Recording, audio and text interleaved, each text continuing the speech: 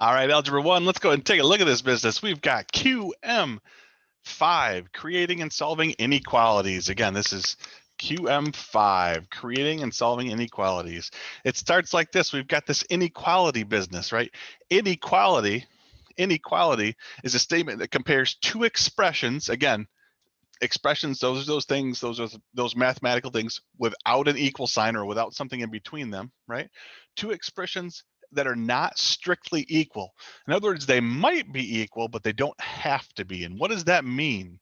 We've got these inequality signs here. You've probably seen the first four. You've got is less than. So if I had like x is less than 5, that'd be x is less than 5. You could have y is less than or equal to 10. This is probably not one. So you get the less than with a sign, an underline underneath. That's the less than or equal to. Greater than, this would be like, C is greater than 7. You could have greater than or equal to, which is like n is greater than or equal to, I don't know, 47. Why not? And then the last one you might not have seen before, and that's okay. We've got is not equal to. This could be like x is not equal to 6. It's not as commonly used, but it's something that we can have in here. All right, so let's go ahead and take a look at how we're going to use these. So I like these. I like this first example. You've got this sign in the amusement park. It says you must be at least 48 inches tall to ride this ride. In other words, you can be 48 inches or taller. In other words, your height, if h is height, right? And I've got 48. The height has to be, again, we can use the alligator, right? It's eating the h, right? It's got to be at least bigger, or it can be bigger, but it could also be equal to. In other words, this is h is greater than or equal to 48 inches if we want to get technical and have our units on it, because I know you guys do. All right. First example, it says Nora is planning a birthday party for her little sister Colleen. Nora's budget will allow her to spend no more than $50 for party supplies. Interesting, no more than. In other words, she could spend 50, but not more than that. 8 children, including Colleen, will attend the party, and Nora wants to determine how much she could spend on party favors for each child. She's also going to purchase a cake for 10 bucks. Write an inequality that represents the situation and then find possible solutions. We've got this first part. It says, first, we're going to say C is the cost of a party favor for each child. Okay, we're going to write an expression for the total cost of the party. So I've got 8 kids times the cost of each party favor, plus I got that cake. Plus I got that cake for $10. So this is the cost of the party. This is the cost of a party right here. All right. And I've got no more than 50, right? No more than 50. So which inequality symbol should be used to represent then? In this case, it's going to be less than or equal to, because it could equal 50, but it also could be less than that. So our inequality is 8c plus 10 is less than or equal to 50. And these are solved basically the same way you'd solve a two-step equation or any kind of an equation in here. I'm going to start. Well, I guess they're not asking you to solve. We're going to do that in a second. Okay. It says, suppose Nora finds party favors that cost $4 each. Let's see, would $4 make sense? So if I do 8 times 4 plus 10, so 8 times 4 is 32. 32 plus 10 is 42. Is 42 less than or equal to 50? Well, yeah. So if she found those, it doesn't have to equal 50. It could also be less than. So yes, these would work. These would work. Is the inequality true? Yeah, that's on the previous page, but yes. Could she buy $6 party favors? In other words, 8 times 6 plus 10. Is that, and I'll put a little question mark over that, is that less than or equal to 50? So 8 times 6 is 48. 48 plus 10 is 58. Is 58 less than or equal to 50? No. No. No. No, she would go over budget.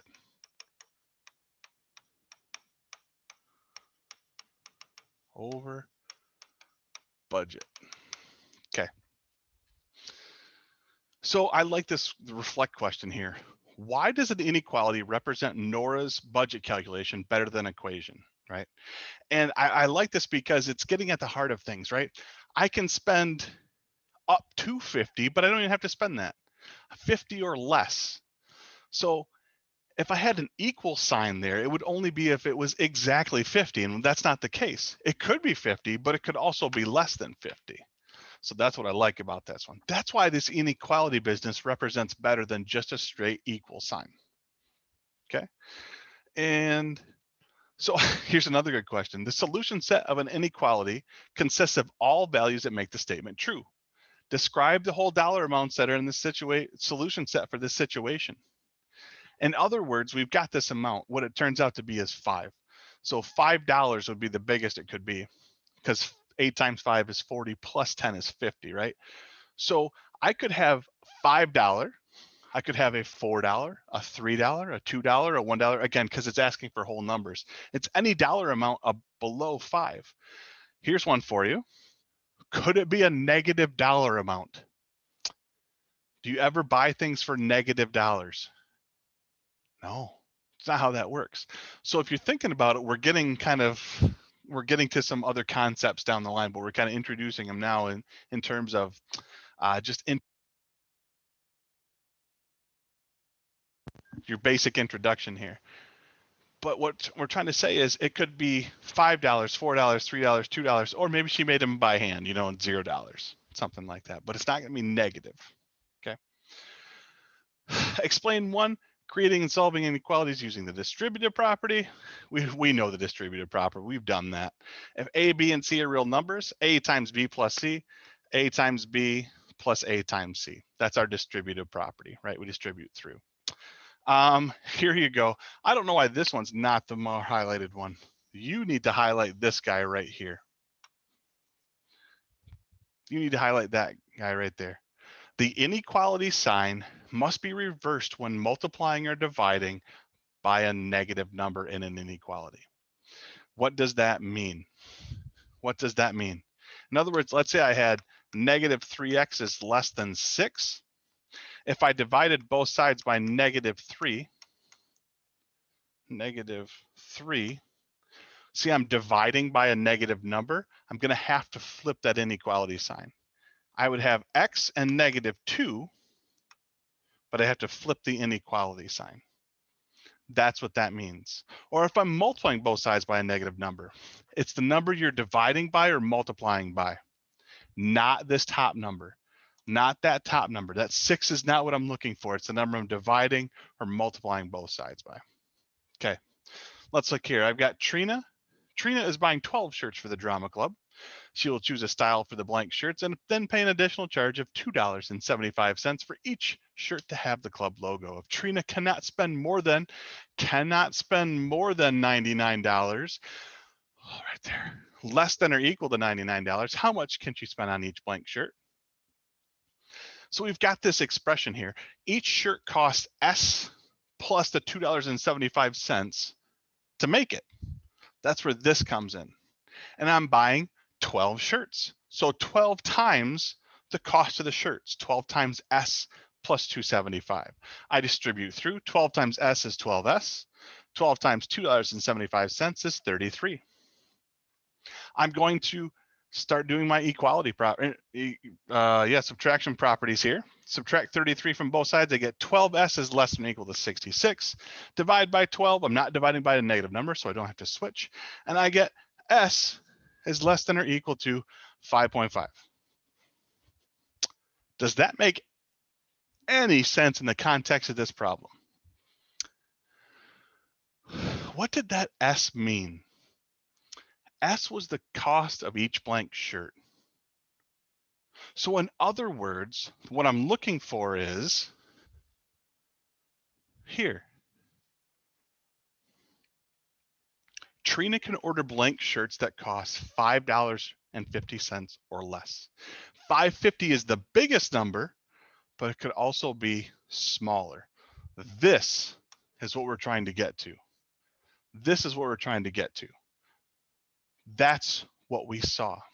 All right, let's do another one here. It says Sergio needs to buy gifts for 8 friends. He wants to give the same gift to all his friends, and he plans to have the gifts wrapped for an additional charge of $1.50 each. If Sergio spends at least, oh, here we go, at least, not less than, at least $70. So $70 is the smallest. It could equal $70, but could also be bigger, right? So the gifts over here can be bigger. He's buying how many gifts? 8 gifts for friends, and the gifts cost whatever the gift cost is, G, plus the amount to wrap each one, which is $1.50. 8 times $1.50. I've set that up nicely here. Now I need to distribute through 8G, then 8 times $1.50. You'll find that to be 12.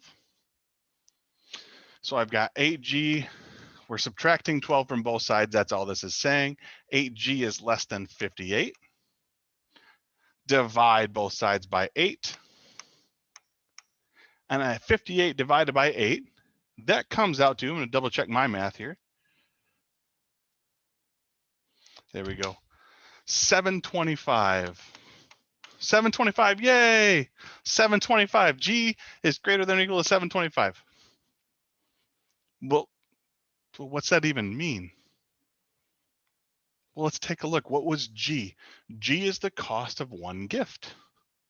So G has to be at least $7.25, but could be more expensive. In other words, Sergio must spend at least $7.25 on each gift.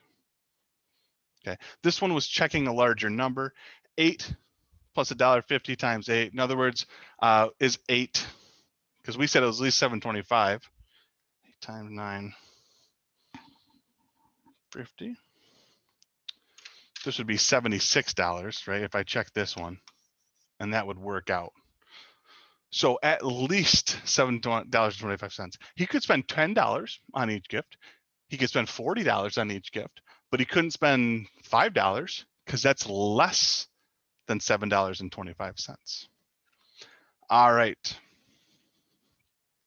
Here's your job right now. Here's your job. You are going to look at number 4, 5, and 6. 4 is a nice word problem. 5 is just taking it right now and running with it. Okay, doing some distribution first. So go ahead and you're going to get a pause. And if you don't have the pause, if you're on the video, pause and then come back when you're done. Okay, awkward pause done.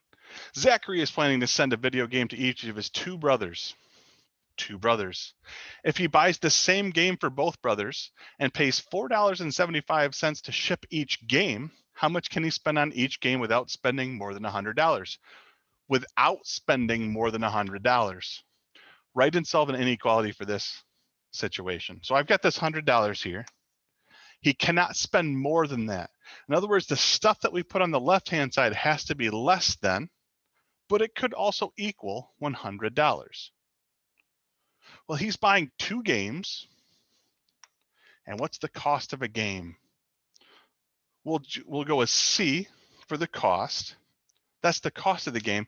And then, but each of them cost $4.75 to ship. So the actual cost of a game is $4.75 or plus C, or C plus $4.75. This is our written inequality. Now I need to distribute through. I've got 2C plus 950 is less than 100. If I subtract from both sides, I get 2C. 2C is less than or equal to, let's see, that's 90.5. Divide both sides by 2. I get C is less than or equal to 45.25. Great, great, done. Not really done. What does that mean? What does that mean? This is the amount he can spend. He can spend, so Zach can spend,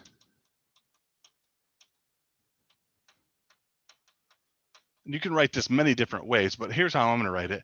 He can spend no more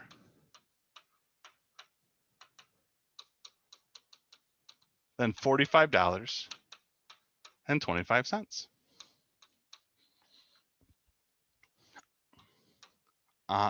In total, right? Because it's the same game. It's the same game, it says. This part and this part are your important parts here.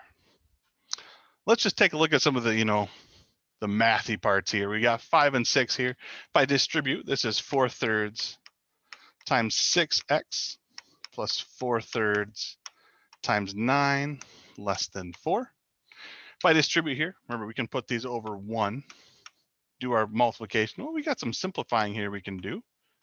2 and 1. 4 times 2 is 8. 8x, because it's divided by 1. I can simplify the 3 and the 9 here. Simplifies to 1 and 3. 4 times 3 is 12. 8x plus 12 is less than 4. I subtract 12 from both sides of the inequality. So now I've got 8x is less than negative 8. Divide both sides by 8. I get x is less than negative 1. Now, you're going to say, Mr. Brayman, what about that whole when you divide by a negative number thing? Why didn't you flip the inequality?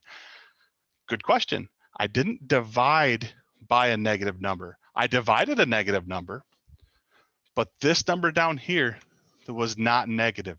I did not divide by a negative number. Therefore, I did not have to flip the symbol. Maybe we can look at a case where that has to happen. If I distribute through here, I've got negative 2 times 1/4 x plus negative 2 times 2 is greater than or equal to 5. If I simplify here, this is like negative 2. Oh, this simplifies to 1 and 2. So this is negative half x minus 4 is greater than or equal to 5. Okay, I can do this from here. I can add 4 to both sides of the inequality. And I'm going to get, currently I've got negative half x is greater than or equal to 9. And now this is where you tell me when I divide by a fraction, I flip and multiply. So dividing by negative half is actually the same as multiplying by, let's make this a little smaller here. It's actually the same as multiplying by negative 2 over 1. Interesting. So this simplifies. This is just x. Oh, negative 2 divided by 1. That's just negative 2. This is negative 18. But in this case, I multiplied both sides by a negative number. Since I did that, I have to flip the inequality. Instead of greater than or equal to, I end up with less than or equal to. X is less than or equal to negative 18. And that's going to take time to get. That's why we're going to keep practicing it. Okay, that's the end of part 1. We're going to come back for part 2, finish that business up. Have a great day.